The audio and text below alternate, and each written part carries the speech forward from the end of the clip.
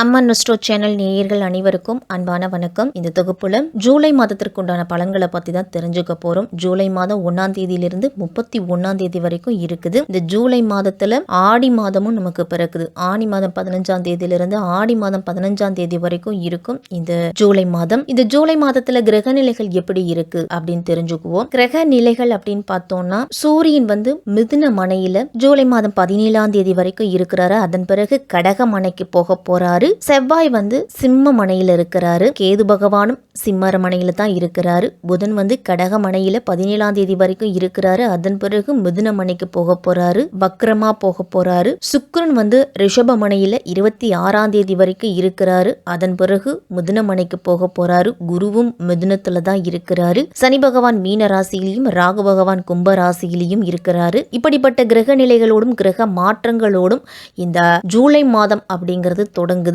இந்த ஜூலை மாதம் ஆனி மாதம் 17ஆம் தேதி செவ்வாய்க்கிழமை மிதுன லக்கணத்திலையும் திருவோண நட்சத்திரத்திலையும் நமக்கு பிறக்குது. இந்த ஜூலை மாதத்துல எப்படிப்பட்ட பலன்கள் கிடைக்க போகுது அப்படிங்கறத நம்ம விரிவாவே தெரிஞ்சுப்போம். பூரட்டாதி 4ஆம் பாதம், உத்திரட்டாதி ரேவதி நட்சத்திரத்துல பிறந்தவர்களுக்கு இந்த ஜூலை மாதம் எப்படி இருக்க போகுது, சாதகம் என்ன பாதகம் என்ன அப்படின்னு தான் பார்க்க போறோம். மீன ராசிக்காரர்களுக்கு உங்க ராசிநாதன் குரு பகவான் உங்களுக்கு ஜென்ம சனி அப்படிங்கிறது நடந்துக்கிட்டு இருக்கு. இருந்தாலும் கூட திருமணமான தம்பதிகளுக்கு இடையே அன்பு அப்படிங்கிறது இந்த மாதத்தில் அதிகரிக்கும். திருமண வாழ்க்கையில் எந்த விதமான பிரச்சனைகளும் இருக்காது. அதே போல் திருமண பேச்சுவார்த்தையும் சுமூகமாக முடியும். இந்த ஜூலை மாதம் பணவரவை பொறுத்த வரைக்கும் திருப்திகரமாகவும் லாபகரமாகவும் இருக்கும். வீட்டுக்கு தேவையான பொருள்களை வாங்குவீங்க. பொருளாதார ரீதியாக பெரிய அளவுள்ள பிரச்சனை அப்படிங்கிறது இருக்காது.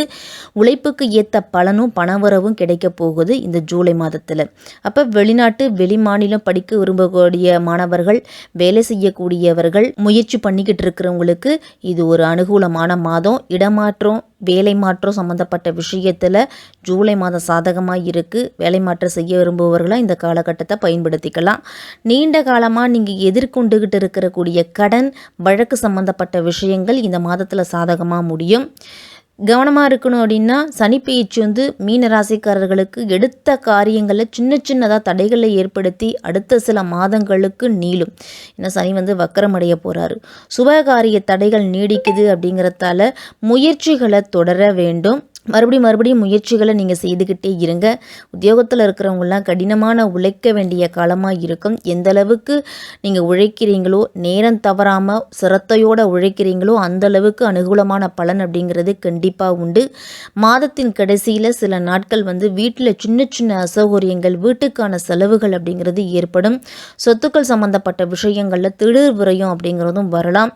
உத்தியோகம், கலைத்துறை, தொழில், வியாபாரம் அப்படின்னு எல்லா விதத்துலேயும் சின்ன தடைகள் வந்தால் கூட பணவரவு சீரான நிலையில் இருந்தாலும் நீங்கள் எதிர்பார்த்த அளவுக்கான மாற்றங்களோ பெரிய அளவு வளர்ச்சியோ உடனடியாக கிடைக்காம போகலாம்.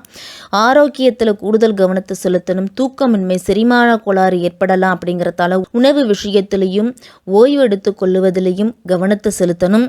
உங்கள் ராசிநாதன் குரு பகவான் கேந்திரத்தில் இருக்கிறாரு. உங்கள் ராசியிலேயே சனி அமர்ந்திருக்கிறாரு. 7.5 சனியில் ஜென்ம சனியாக இருந்துக்கிட்டு அலைச்சல், மந்தம், சோம்பேறித்தனம், முடிவெடுப்பதில் குழப்பம், மனதில் குழப்பங்களை கொடுத்துக்கிட்டு இருந்தார்.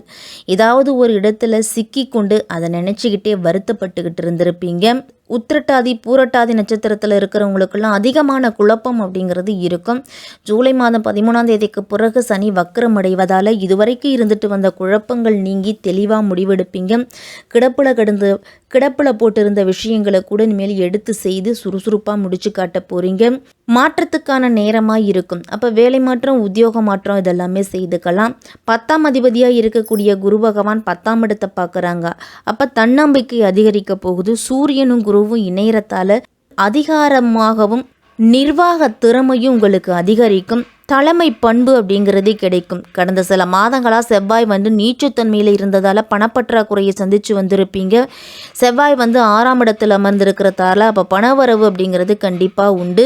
தனக்காரகன் தொழில்ஸ்தானத்தையும் 12ஆம் இடத்தையும் பார்க்குறாரு. அப்போ முதலீடு செய்யக்கூடிய காலகட்டமாக இருக்கும். வெளிநாடு மூலமும் தொழில் மூலமும் பணம் வரும். உங்களுக்கு கூடுதல் தொழில் செய்து வருமானத்தை பெருக்குவீங்க. மறைஞ்சிருந்த பணங்கள் அனைத்துமே உங்களுக்கு சேரும். லாட்டரி, பங்குச்சந்தை மூலமெல்லாம் பணம் வரும்.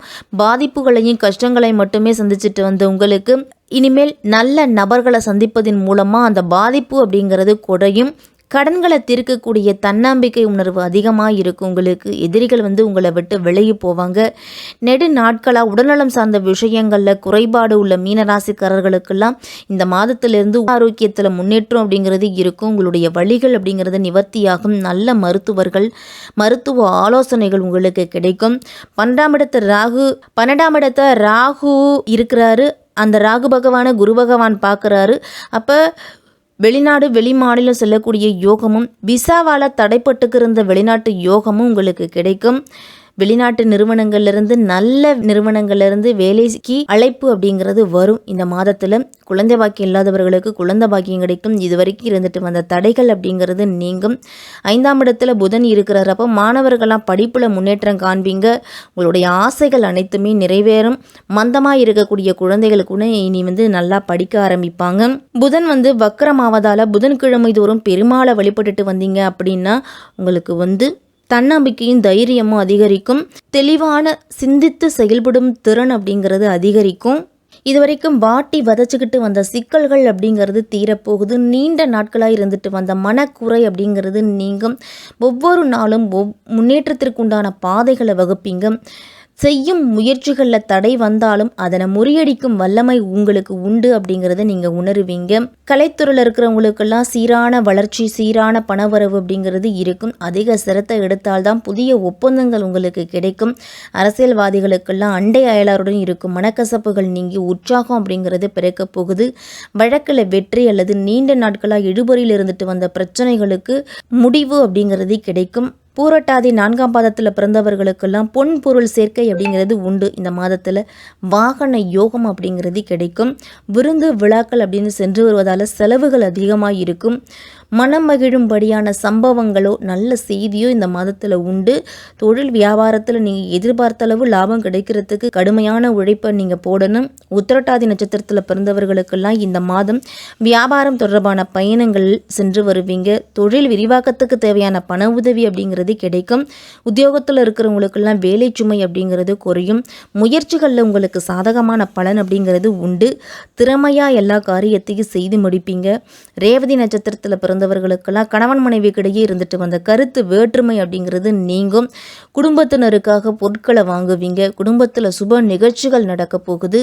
வாழ்க்கையில் புதிய முன்னேற்றம் அப்படிங்கிறது ஏற்படும். புதிய தொடர்புகள் மூலம் லாபம் அப்படிங்கிறது உண்டு. மனம் மகிழும்படியான நிகழ்ச்சிகள் அப்படிங்கிறது குடும்பத்துக்குள்ள நடக்கும்.